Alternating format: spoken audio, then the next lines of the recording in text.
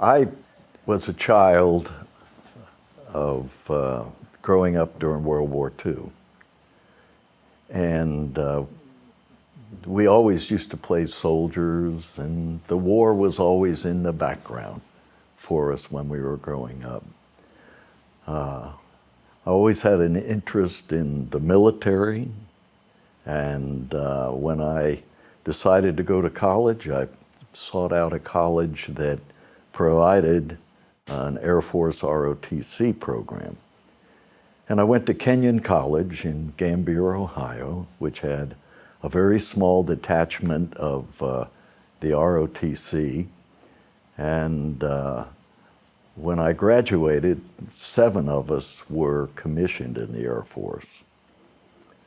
A couple of the guys stayed in for a career, but most of them just went in for 4 years and then got out.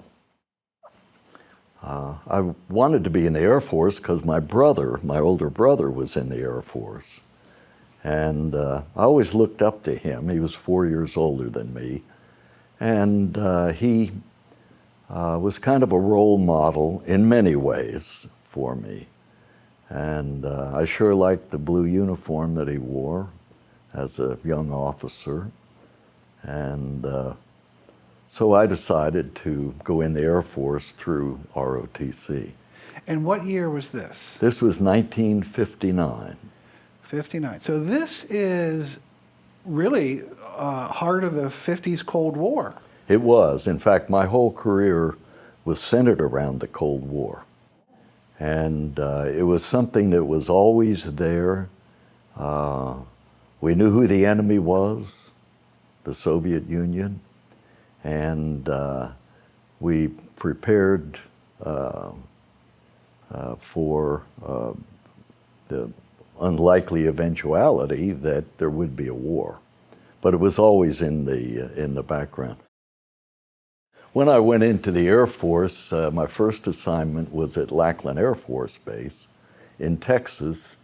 And I was an air police and security officer. That was my training. And after I left San Antonio and the technical school that we had, I was stationed at Stony Brook Air Force Station in Massachusetts, which was a depot for nuclear weapons. And we probably had 400 or 500 nuclear weapons in storage there and in maintenance. And it was pretty exciting for a young second lieutenant to be in charge of, I think I had 28 enlisted people that worked for me, providing security to these nuclear weapons and to the maintenance facilities where they took these weapons apart, put them back together. And it was really, really interesting, but I really savored the responsibility of that job. And one of the most exciting things was, for a young guy like me, was when we had to transfer weapons to the Strategic Air Command at Westover Air Force Base, which was adjacent to Stony Brook. And we had a weapons delivery point out there at the end of the flight line. And B-52s were taxiing around in the middle of the night for exercises. And our Air Force people were bringing out nuclear weapons, loading them on the airplanes. And it was pretty exciting and important work.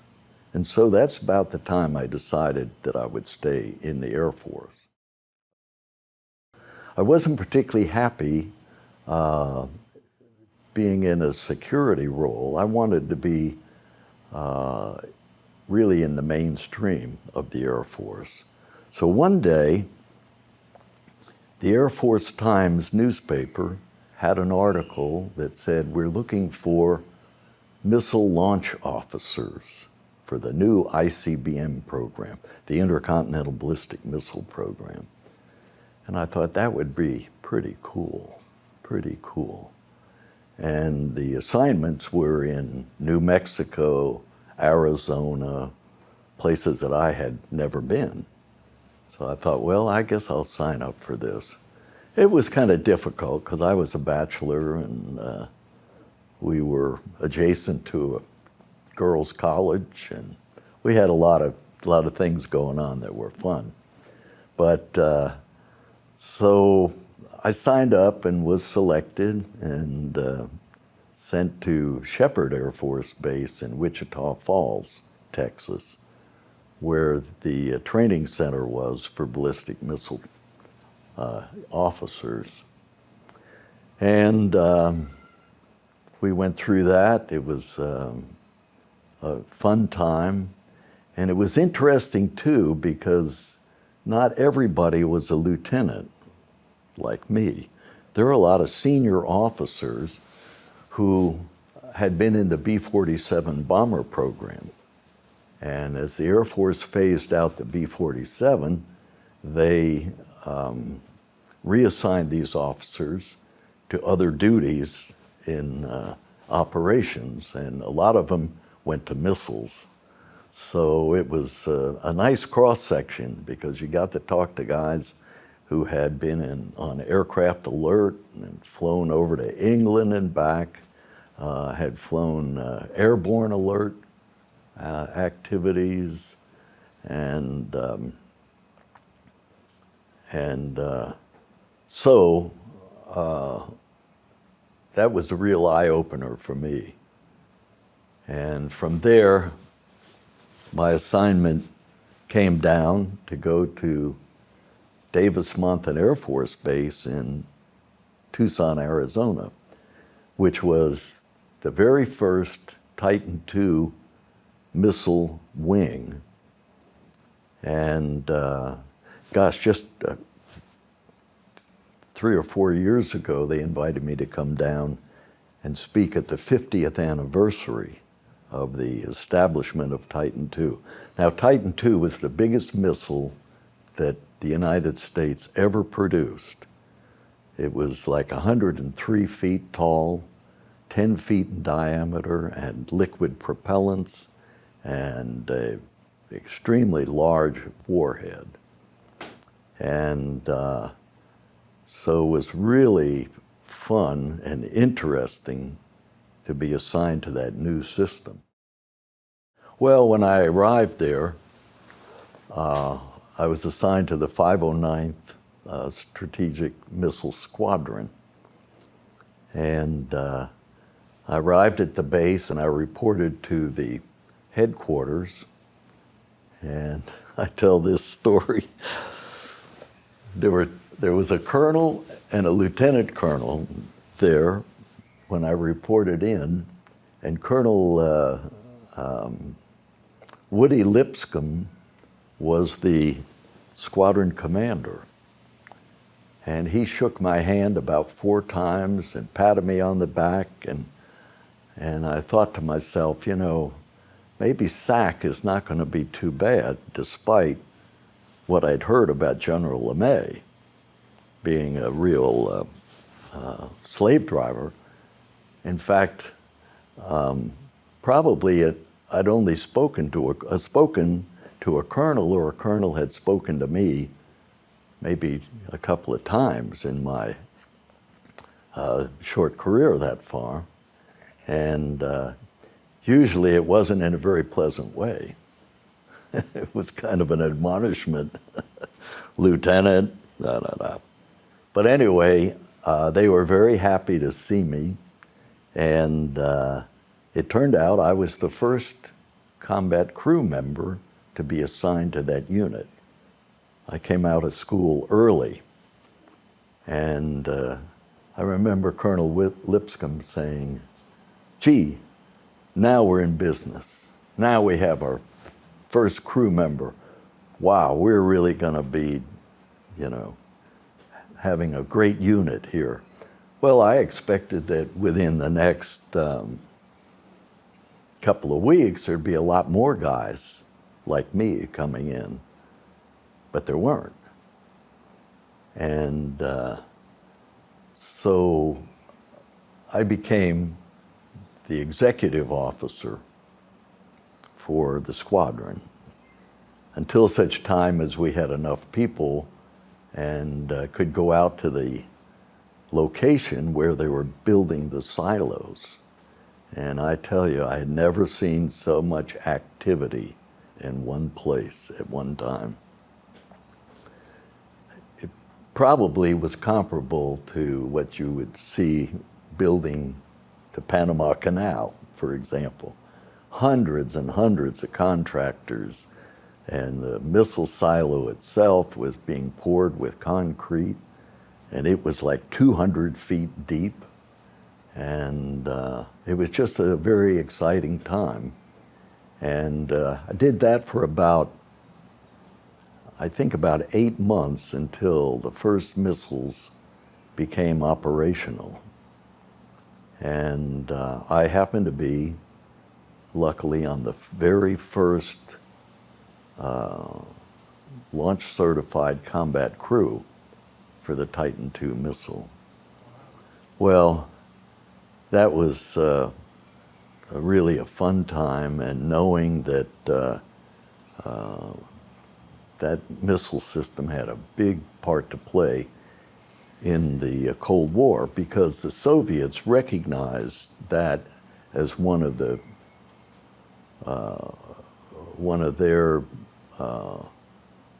I would say targets, but one of their most intimidating weapons that we had, besides the B-52s and Atlas missiles and such. When we would go down in the silo as a missile launch crew and relieve the previous crew, you sort of closed off the outside world. And you knew that on the other side of the globe, there were Soviets doing the same thing, pointing missiles toward us. And we were very, very serious about everything that we did when we were on alert. And I learned that it was possible to do things perfectly if you concentrated. Not everybody was able to do that. There were mistakes made, and people were maybe not as serious as some of us were about it. But the thing was, we knew that the Soviets were on the other side doing the same thing. And there was never any question in my mind, if a launch order came down, that we would literally turn the keys and launch the missile. No question. Wow. And now, why did you have such faith in that? Was it because of your training, just the dedication? That was the kind of crew that was there, very committed and dedicated, all that? Yeah, it was training and dedication and a belief held very deeply that this could happen. This could happen. And it was almost unworldly to be down there with all the equipment running. And I mean, it could almost be like you're in a space capsule, because you were in a capsule. You were totally isolated from the rest of the world except by communications. And when our 24-hour tour was up, and we would be relieved by the next crew coming on, you'd go outside and the world was just as beautiful as it ever been. The desert was there, the stars were shining. It's like transitioning from an otherworldly experience to the real world. But when you were there, that was the real world. That was the job that we were trained to do and expected to do. And we would do it. We would do it.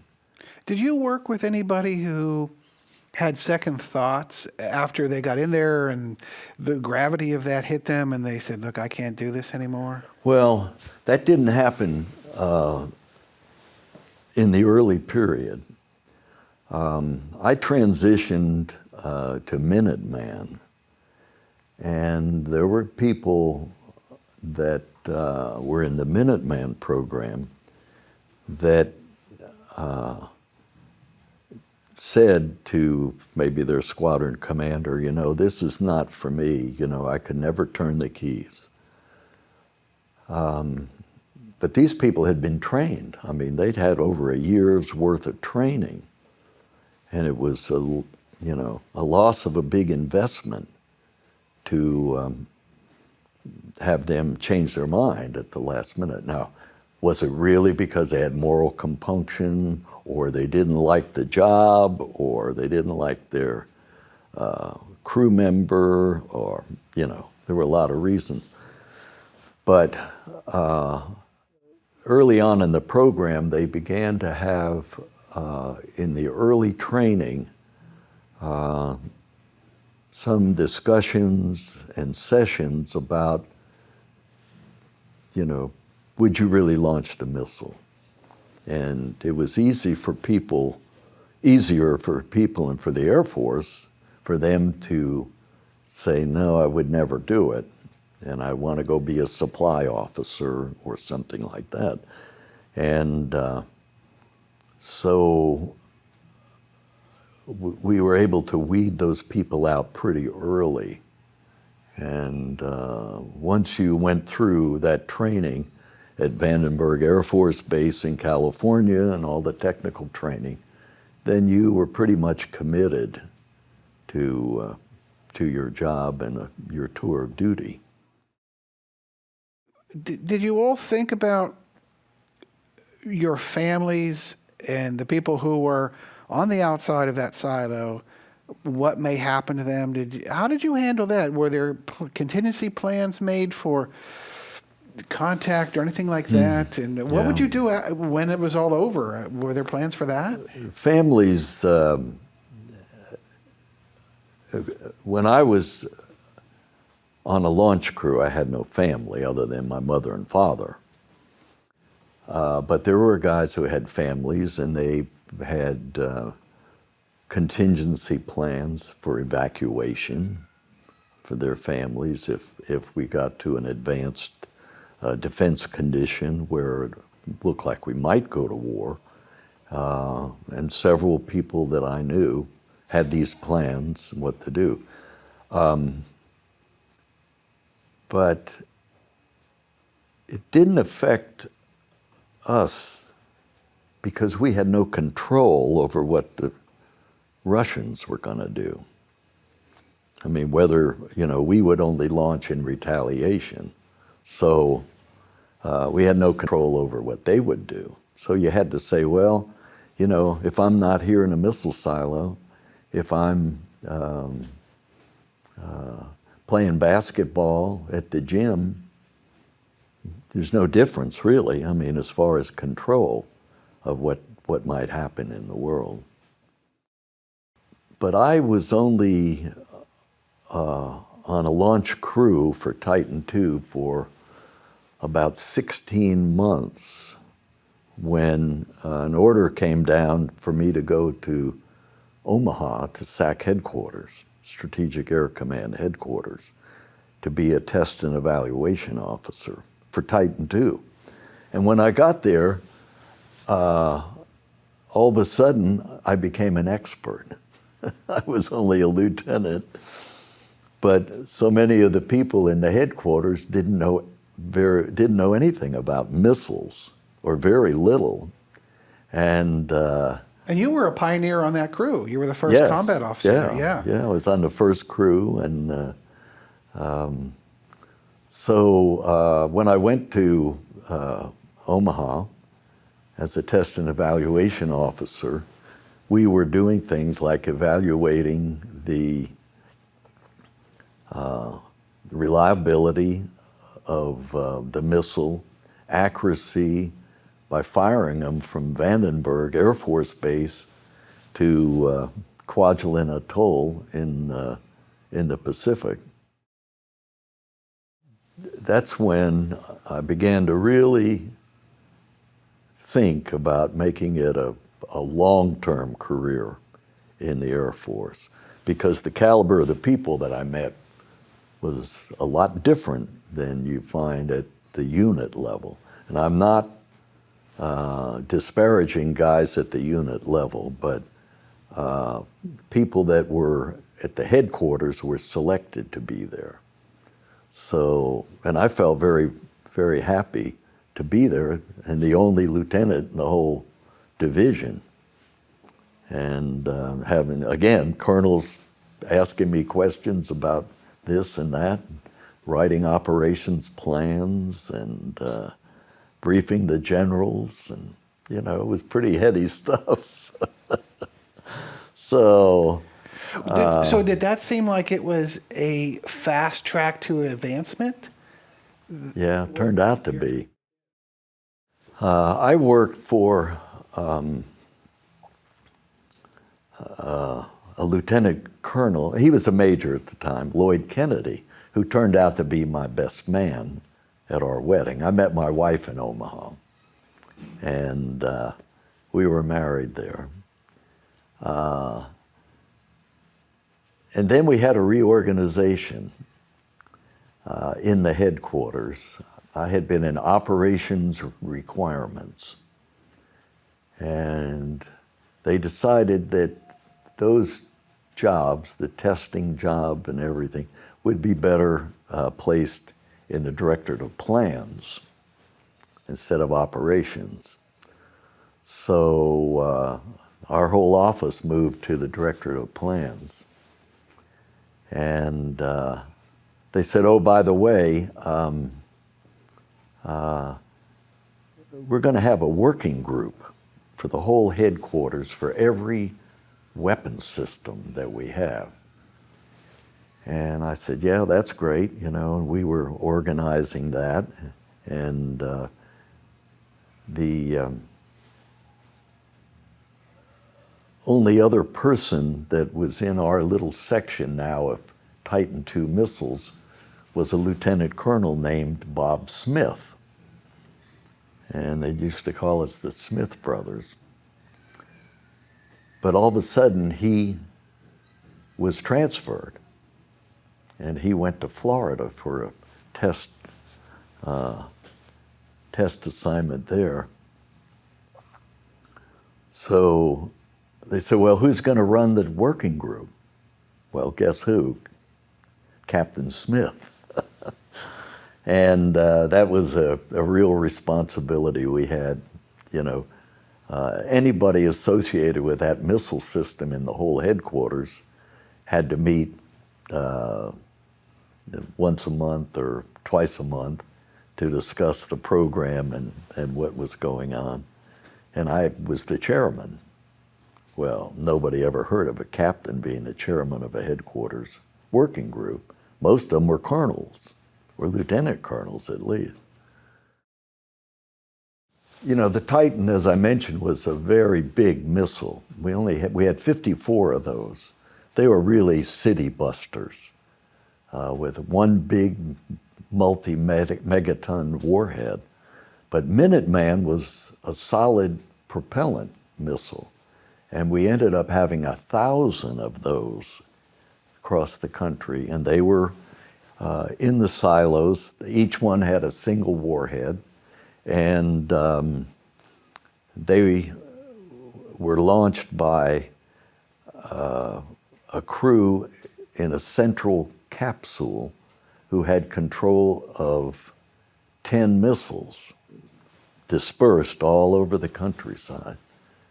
And it was, you know, kind of the next generation because it was a solid fuel missile. And we still have them today. And I'd just like to remind people that right at this moment, there are almost 1,000 officers underground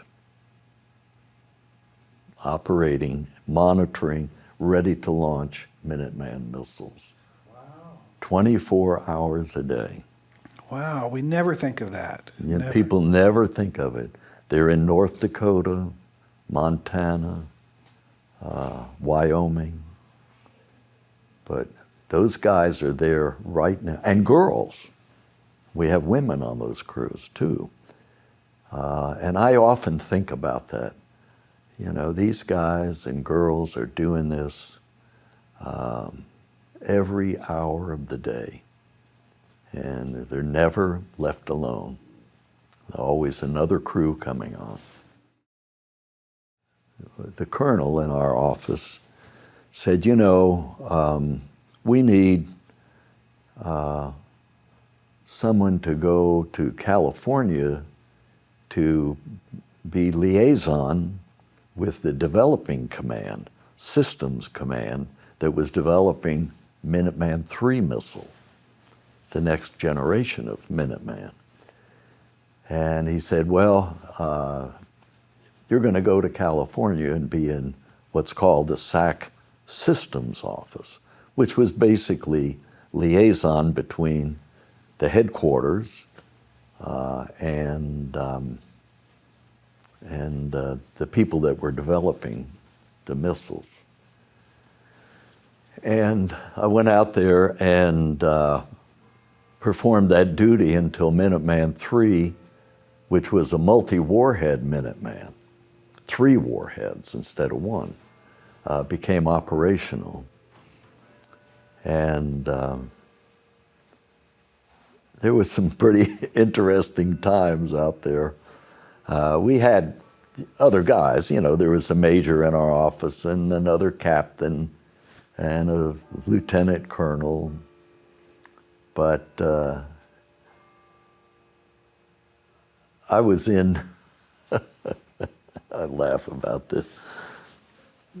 I was in a meeting one day with the 2-star general who was running that operation.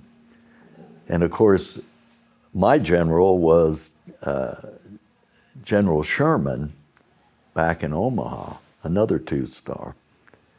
And apparently they didn't get along very well. So the systems command general, we're sitting in a staff meeting and he said, is there any SAC guy here? And I was the only one because I don't know, my boss was out playing golf and you know, I don't know where they were. I send Roger to the staff meeting. So he said, are there any SAC people here? I said, yes, sir. He said, well, you tell that SOB Sherm Martin that he better get, you know, whatever it was. So I said, yes, sir. I got up and headed for the door. He said, no, come back here. Come back here.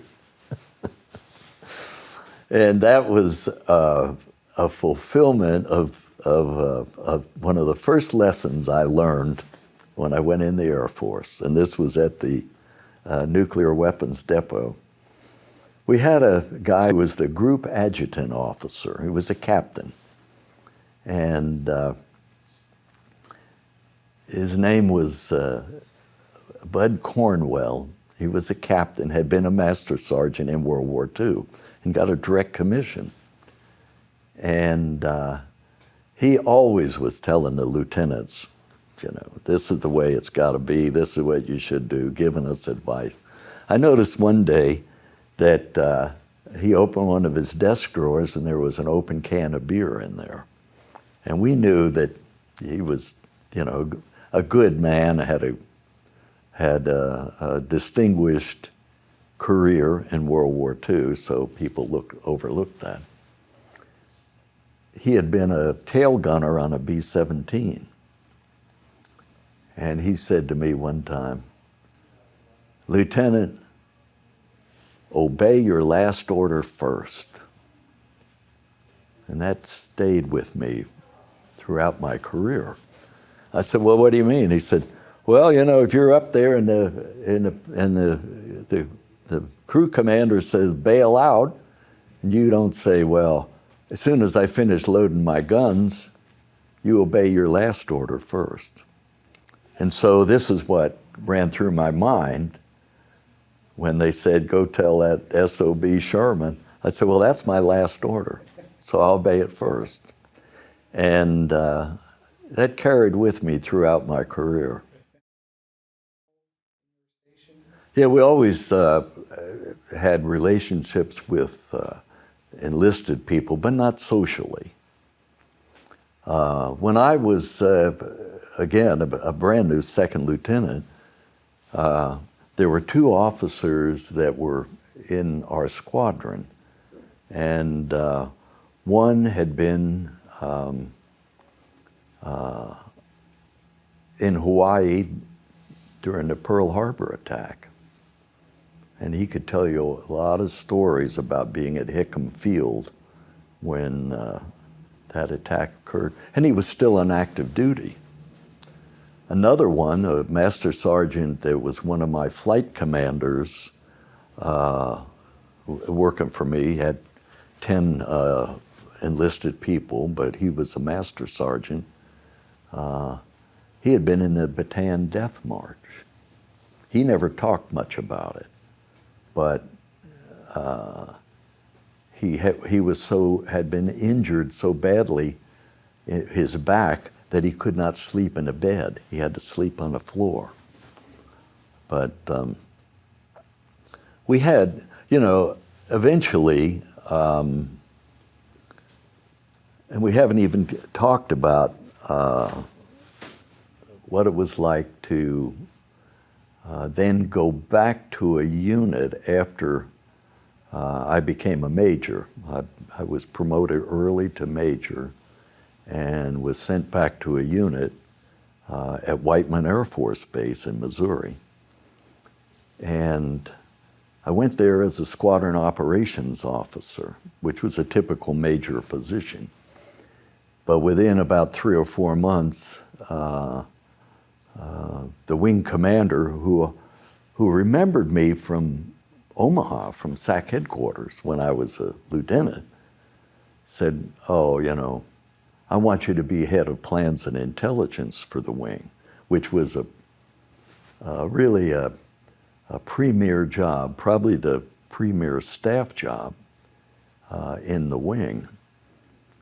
And there were a lot of people that wanted that job, but he wanted me to do it. So why was it so special? Well, because the Plans and Intelligence Division, which had about 10 officers in it, handled all the war plans, all the execution documents, did all the emergency war order training, and it was a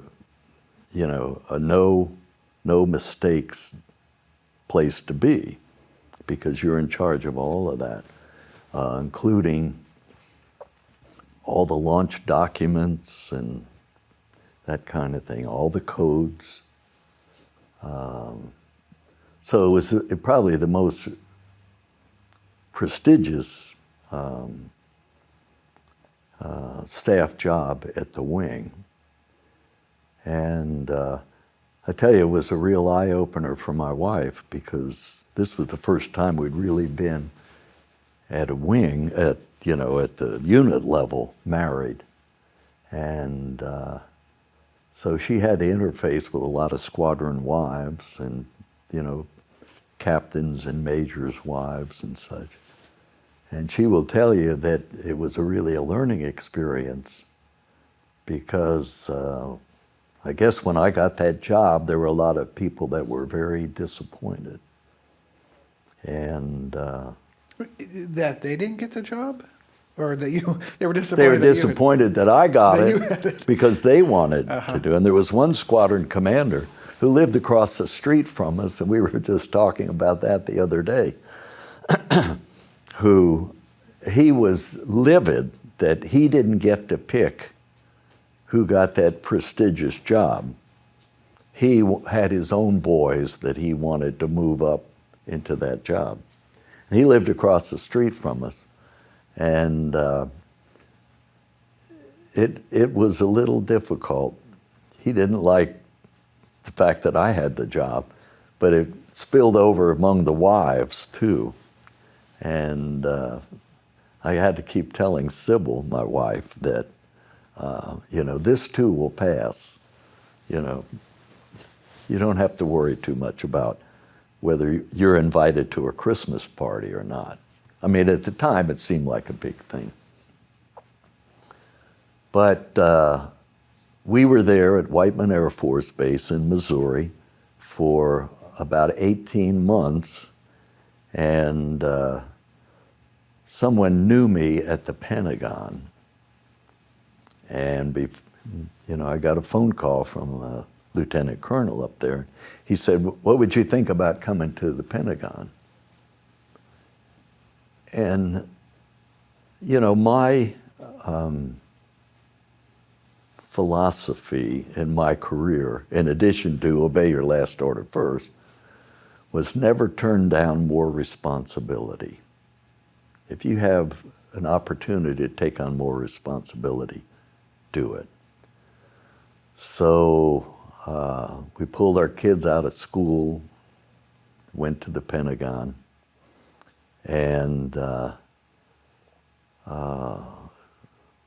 was in the Air Force staff for 3 years, working for colonels and generals. And again, they thought, well, this guy really knows something about missiles.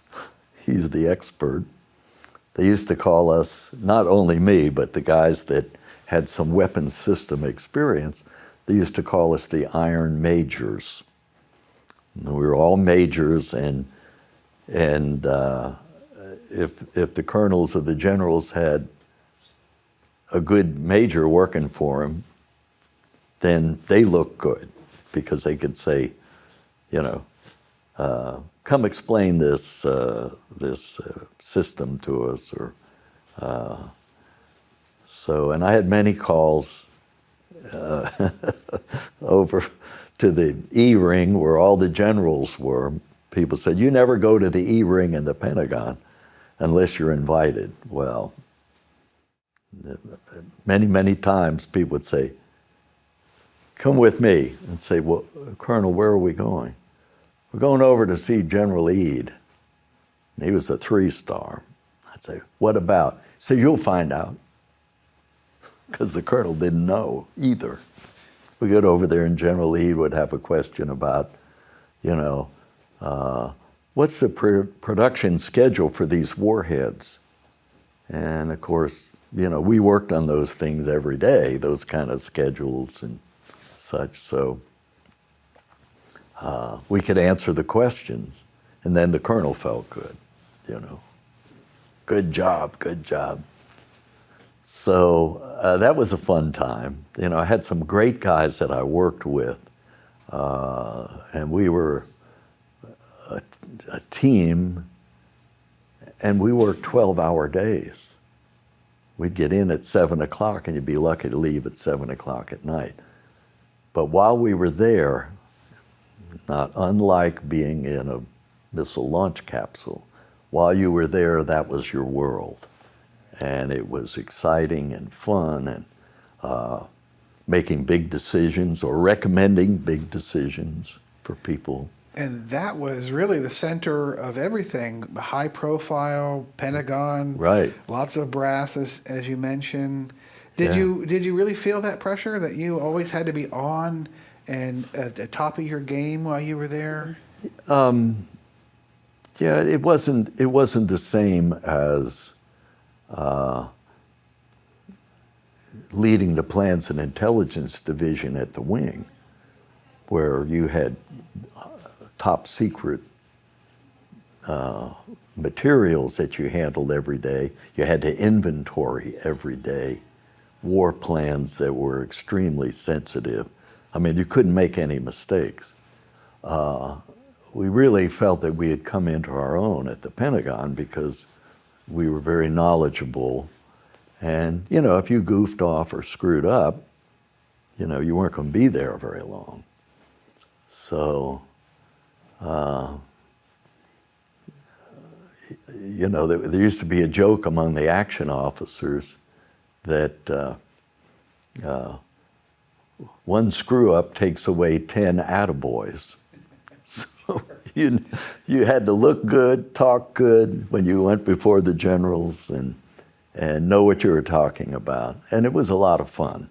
And we really, I think, contributed to some pretty significant decisions about modernization of the missile force and development of new warheads that ended up being deployed in the field. And so, you know, I got to stand before the Chief of Staff of the Air Force, 4-star, and explain why we needed a particular warhead. And I went up there. General Heiser was a 2-star director of plans, wonderful man. And I can tell you many stories about General Heiser, but he wanted me to come with him to his office. So I went to his office, and he said, come with me, we got to go up and see the chief. I said, what? He said, well, he doesn't understand about some of these missile programs that are going on. And rightly so, the Chief of Staff was running the whole Air Force, and missiles were kind of a small part of it. So we went up there, and General Ryan was the wonderful man, was the Chief of Staff. And he had a pencil out, and he had a program sheet in front of him. And he said,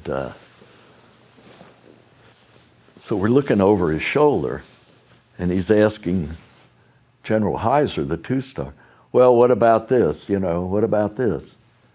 And General Heiser would say something, and yeah, okay. And we had a warhead that was in development for missiles.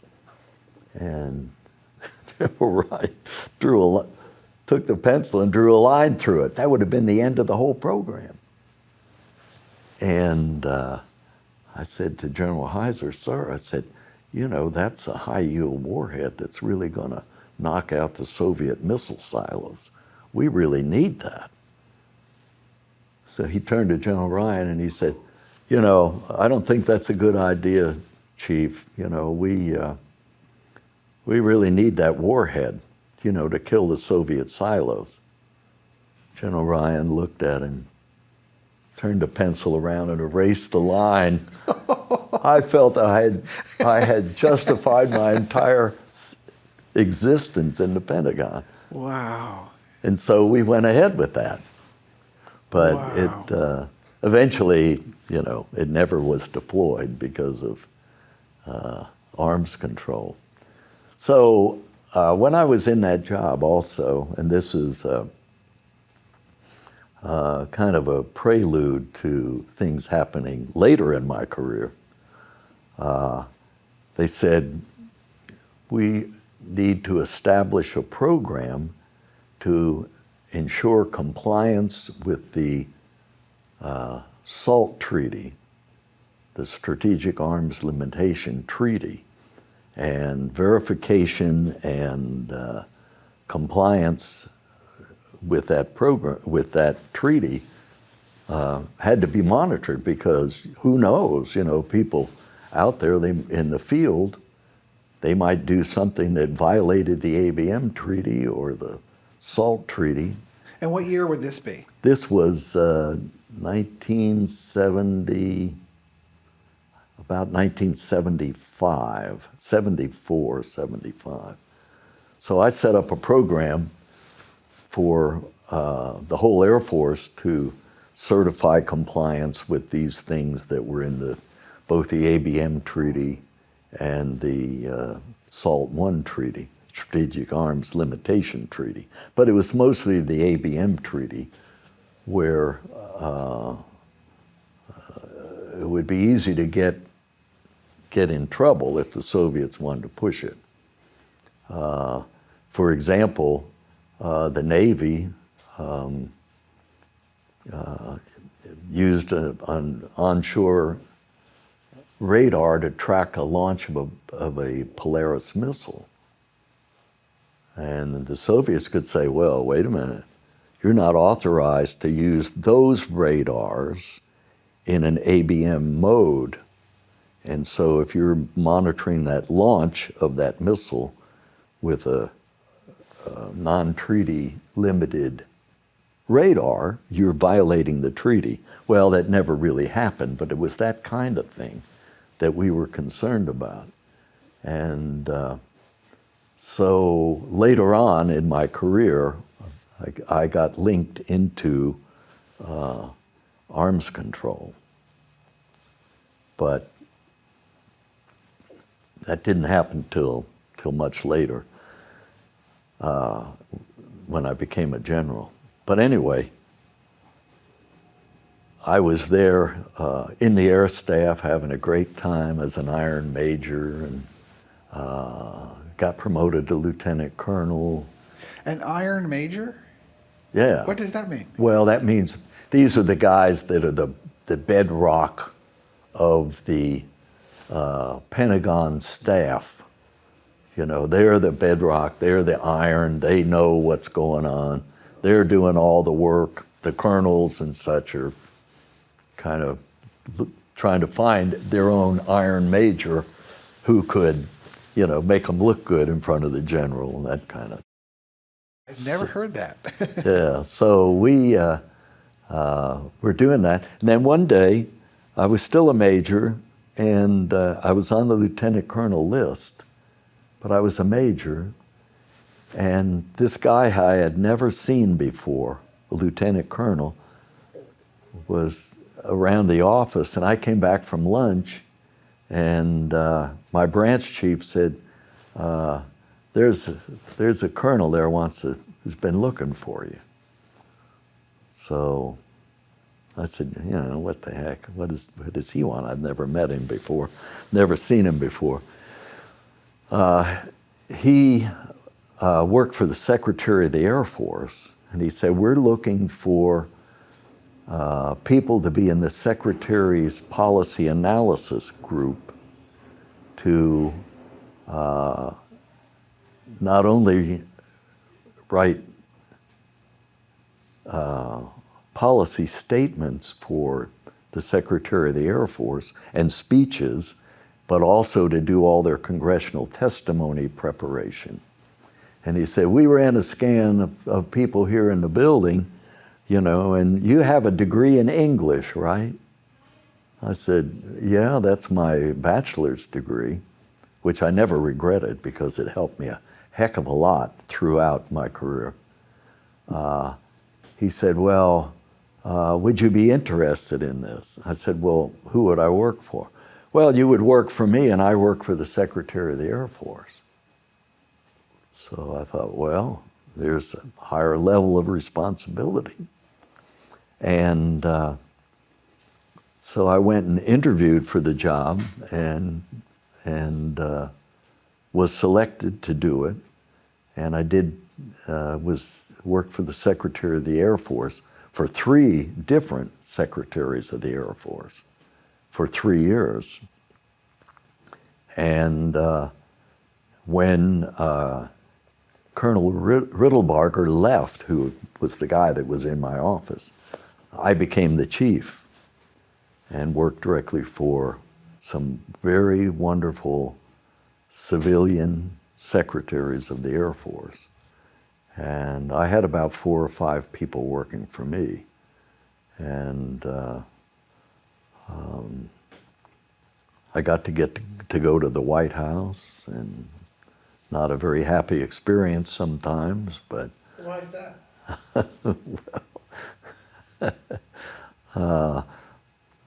The Secretary of the Air Force often brought in high-powered civilians to, you know, wine and dine and that kind of thing. And we took a group over to the White House when Jimmy Carter was president. And it was when he was trying to solicit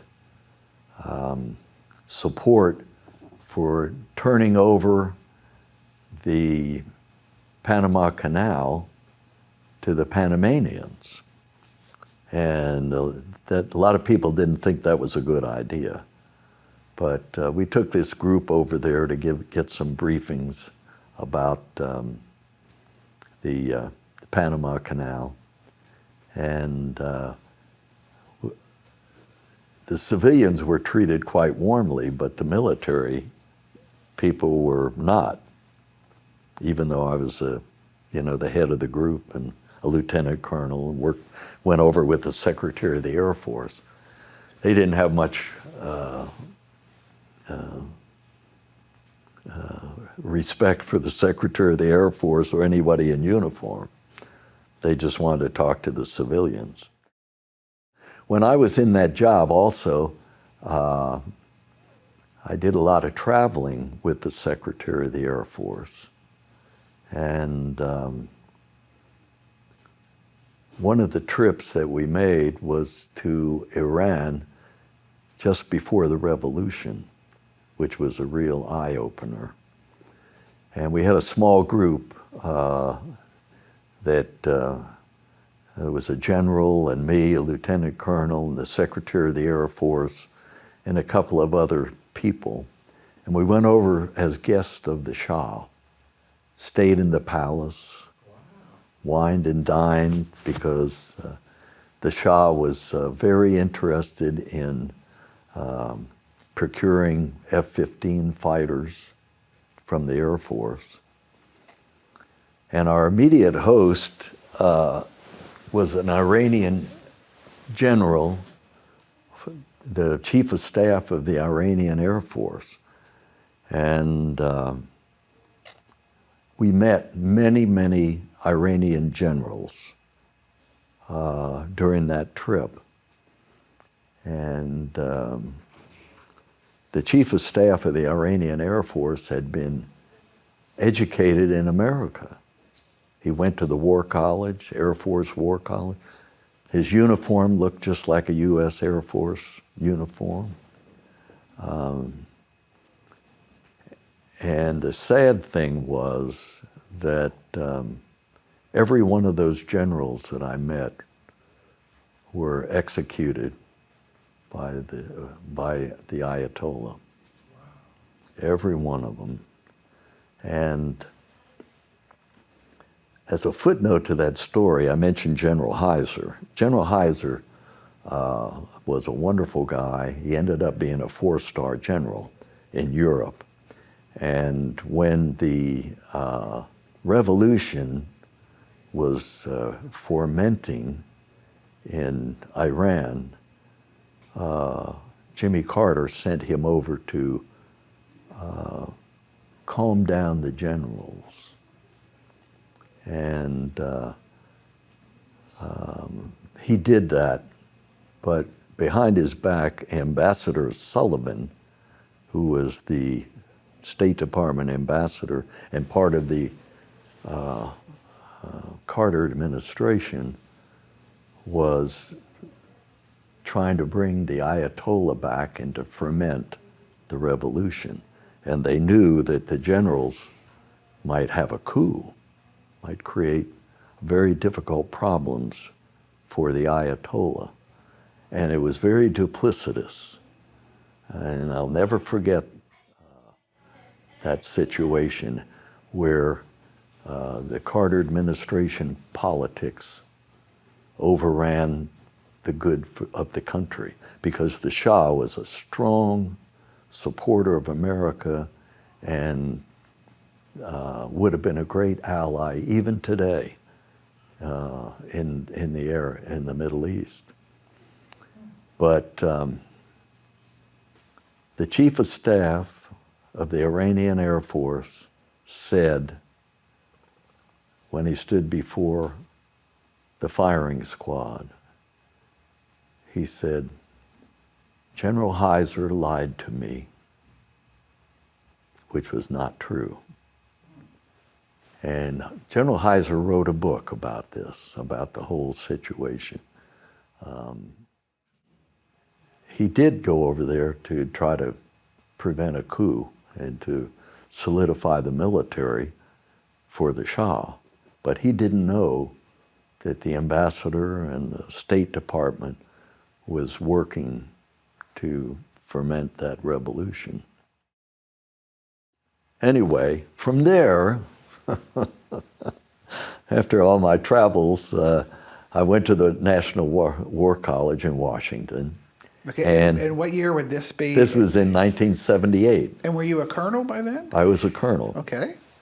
And so I went to the War College, and when I graduated, they said, okay, you're going back to Strategic Air Command in the missile world. I said, okay. You're going back to Whiteman Air Force Base, where I had been before, which was a good base. I liked it. It was a single wing base, which means you didn't have to worry about bombers or anything else. You just worried about missiles. So I went back there. I was the assistant deputy commander for maintenance, which is a big job in a missile wing, because your job is to keep all the missiles on alert. And after a year, I became the deputy commander for maintenance. And after I did that for a year, I became the base commander, combat support group commander. And I did that for a year, and they said, we're going to give you the wing at Whiteman. I said, well, that's really an unusual step to go from base commander to wing commander. Usually you go be a vice wing commander. And I remember General Ariz down at Barksdale Air Force Base, the 3-star, said to me, I said, General, I'm very, flattered about this. He said, well, you know more about the base than anybody else. You've been in maintenance and operations. You've been you ran the base for a year. And it really turned out to be a great assignment. Was there a promotion that went with that? Well, no. It was the wing commander's jobs in SAC were designated brigadier general slots, but they never had any brigadier generals in those jobs. So, but it was a real feather in my cap to be able to do that and to run the wing. And I understood all the operations, everything that went on. And I remember one instance where the then deputy commander for maintenance was off TDY, and his assistant was running the maintenance operation. They had a problem with loading a missile in one of the sites, and I understood that was potentially catastrophic. A lot of things can go wrong when something doesn't go right. And so I called in the assistant DCM, deputy commander for maintenance. I said, well, what's going on? He said, oh, well, we got Chief so-and-so out there. And I said, there's no officers on site? No, but they'll work it out and everything. I said, well, I want you to go out there and be on site and be in charge until everything is resolved. He said, well, you don't need me. I said, Colonel, either you're going or I'm going. And he went, and they resolved it. So we had a very good relationship at Whiteman with the civilian community, the community leaders. They loved the base and loved to come out. It was just a very good assignment. We won the missile competition at least once. We got the best maintenance at least once. So it was really a great job, being a wing commander. They said, okay, you're going to SAC headquarters to be on the staff. And I said, oh man, to leave the wing commander job where you have 6,000 or 7,000 people working for you and 150 Minuteman missiles under your control. I said, well, sounds like they're putting me out to pasture. So I did ask a couple of senior people I knew. I said, well, what does this mean? They said, General Davis wants you in the staff, so you better come. And he was the 4-star. General Davis spent a lot of time at our wing.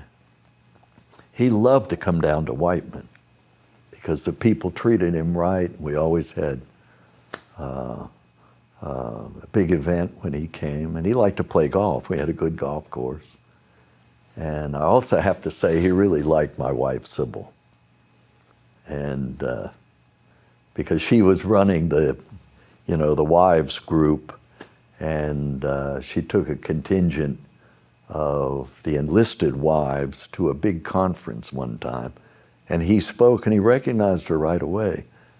And so a little bit of politics in it. But anyway, I went to SAC headquarters.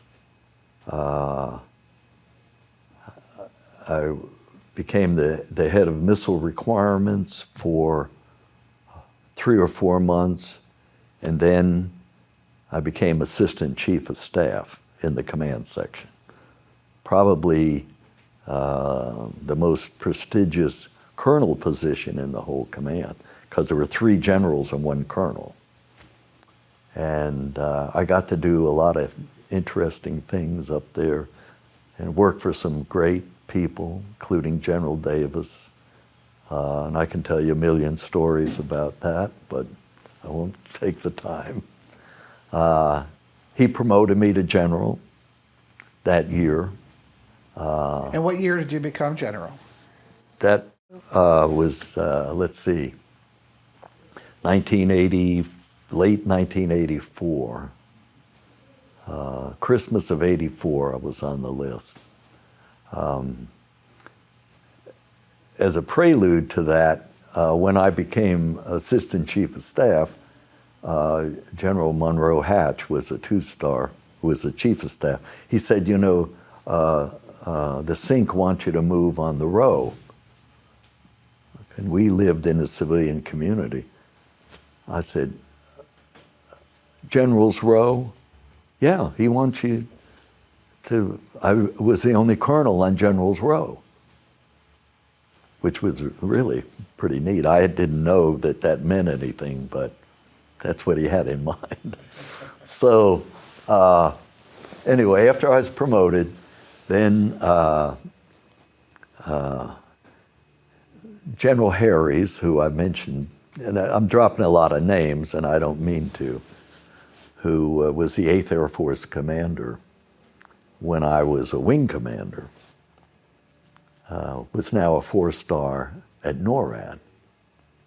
And I guess he had a deal with General Davis between the 4-star, and they said, yeah, I mean, the 4-stars got to pick their generals, where they moved them, and they had a lot to do with that. And so they said, I think it was General Davis said, well, you're going to Colorado Springs to be in NORAD, Cheyenne Mountain. So I said, okay. He said, you have a better future in the space business than you do here with a few missiles and mostly bombers. So I said, oh, well, what do you do? So we went out there and I was the command director at Cheyenne Mountain, making decisions on missile launches and whether the U.S. was being attacked or not. We had to make a decision and send that information to the National Command Center in Washington and ultimately to the president. And that was another job where, it was pretty, like people used to say, pretty boring, except every once in a while it became unbelievably exciting. The Soviets were launching missiles all the time in their test program, but we didn't know if they were going to launch, they were launched toward us or not. So you were always on the ready, always training for the real thing, always prepared for the real thing. Right.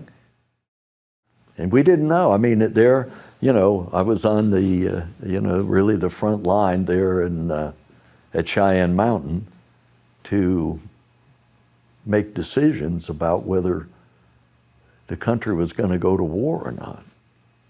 I mean, we had all kinds of sensors, as you know, that told us when missiles were being launched or bombers were flying toward the U.S., that kind of thing. After I did that for a year, I got a phone call from one of the generals in the staff there. He said, "You're going to Switzerland." So, what? He says, "You're going to Switzerland." I said, and I remember telling my wife Sybil when she came home for lunch, I said, "We're going to Switzerland." She said, "What?" And what it was that I was selected to be on the delegation negotiating with the Soviet Union about missiles and defense, space and defense in Geneva. And I did that for 2 years. And there were a lot of interesting stories about that too. But here I was, after all these years, sitting across the table from a Soviet general, sitting across the table from the enemy. And it was a very big eye-opener dealing directly with the Soviets. They were somewhat nefarious. They were well prepared. They were on a very short leash. One time, for example, the Soviet general had read this statement about their position, and of course we worked through interpreters, and Ambassador Cooper, who was in our delegation, said, "I don't understand what you're talking about sensors in space. And does that include existing sensors or is it new?" And the Soviet general said, "I'm sorry you don't understand." He read the thing again. And Cooper said, "No, I hear what you're saying, but does that mean, whatever the specific?" And finally, the Soviet general said, "I can only read it to you again. You want me to read it to you again?" So that's the way it went. But we would bring up items in passing, for example, mostly about testing new technologies. Say, "Well, what do you think? Would that maybe over lunch with the Soviet? What do you think? Would that involve radars on ships?" The next morning, we'd be in a session with them.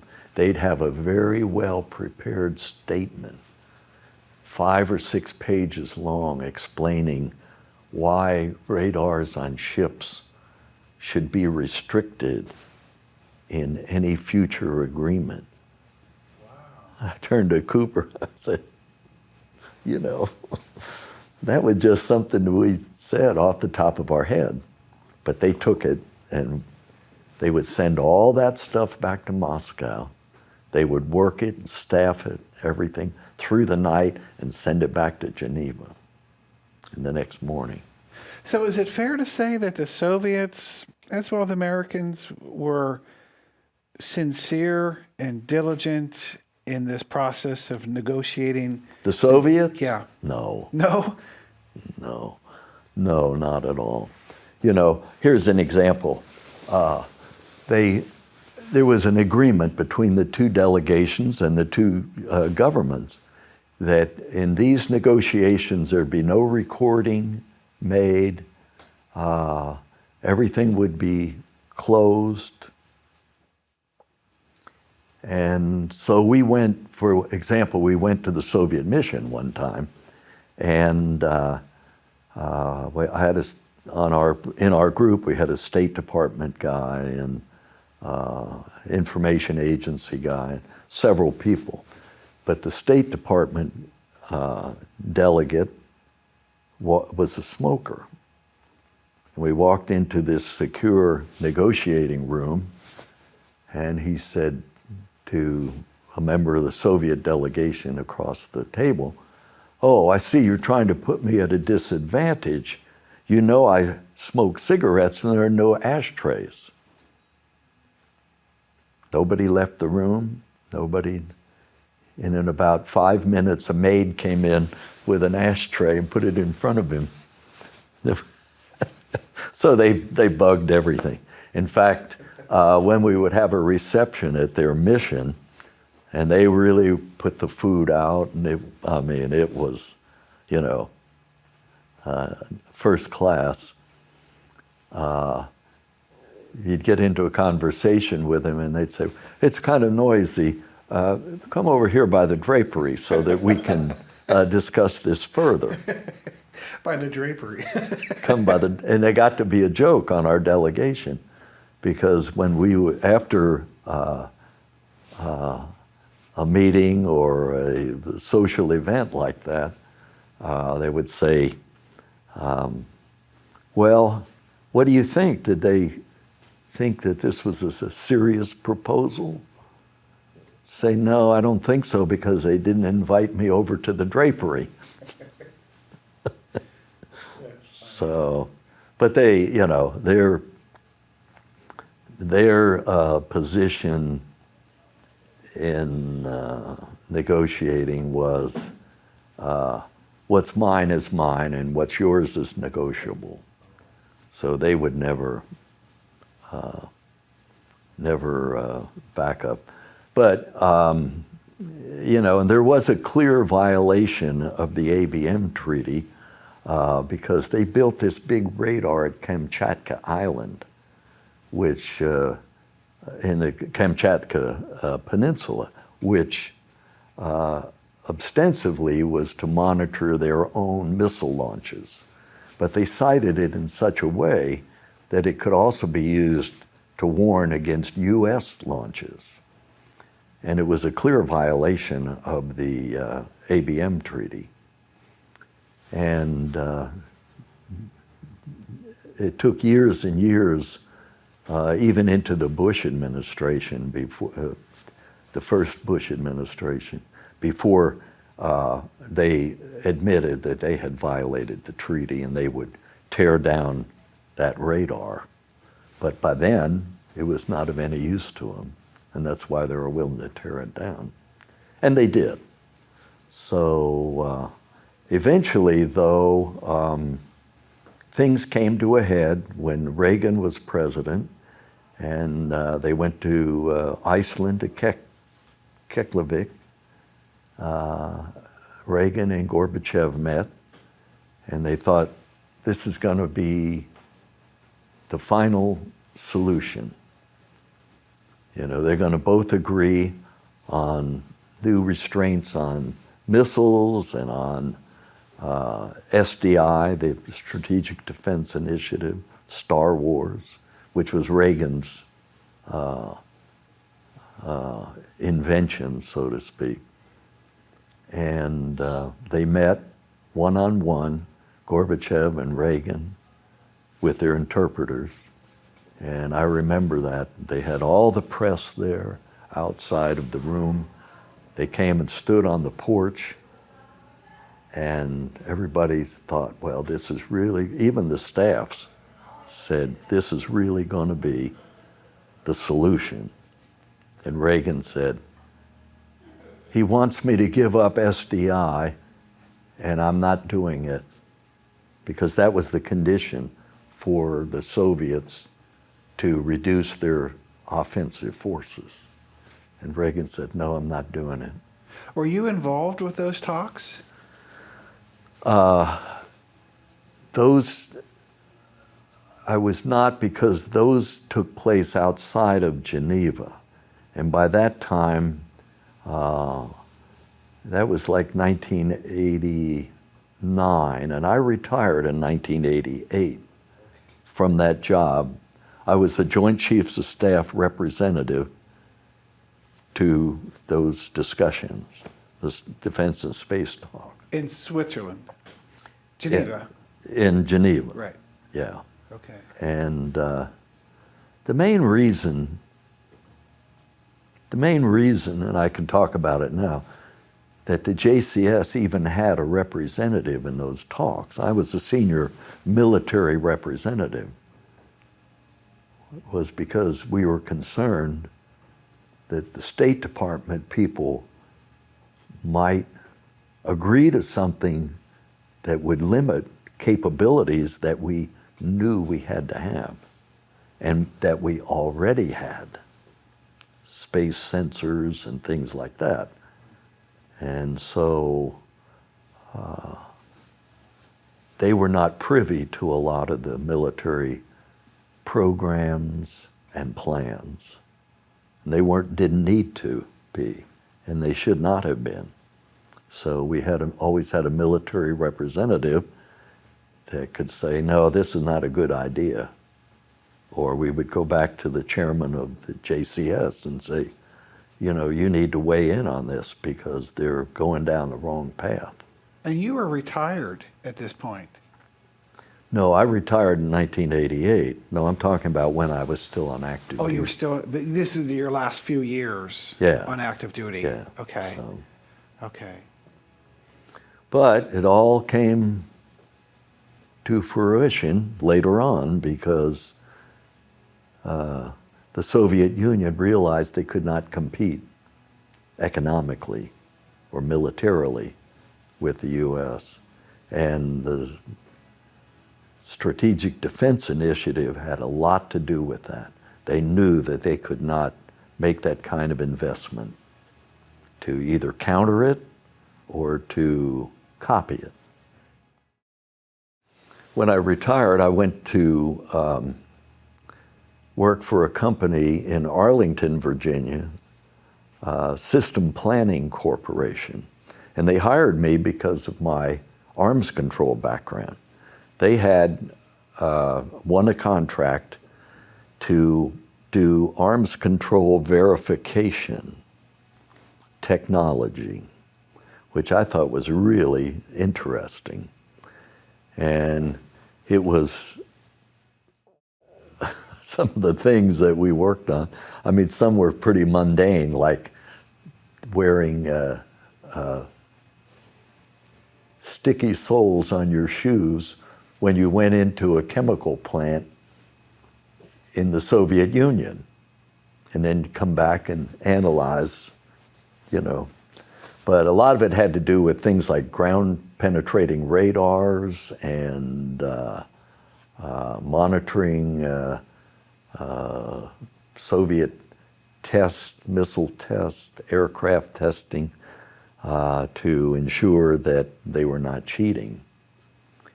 And that eventually evolved into a whole agency in the US government for monitoring treaty compliance. But part of that was there was a security element to it. In other words, you wanted to have in, say, weapons storage area, if it was controlled by the treaty, assurances that somebody wasn't going in there when they were not supposed to, or doing something that they were not supposed to do. So that was all part of verification. I worked for System Planning Corporation for about 4.5 years as vice president. And then I thought to myself, you know, I can do what they're doing. So I left there and set up my own consulting business, mostly in the arms control verification and security areas. And one of my big clients was Argonne National Laboratory in Chicago, who was doing a lot of work, or beginning to do a lot of work on critical infrastructure protection. You know, not only physical protection, but also cyber protection and analyzing things like the electrical power grid, you know, where are the vulnerability areas? How about the air traffic control system? Where could someone get in and cause havoc there? And I did that work for them for about 5 years, and other clients. One of the things was I went back to Whiteman as a consultant to head up a team to evaluate security on the B-2 bomber, which was just being deployed at Whiteman. And I thought, gee whiz, my whole life is in the middle of Missouri. I'm back here again. And we put together a pretty powerful report. We had about 15 or 20 people on that task force. And we had to go brief the results to the head of Tactical Air Command, who had the B-2s at that time. And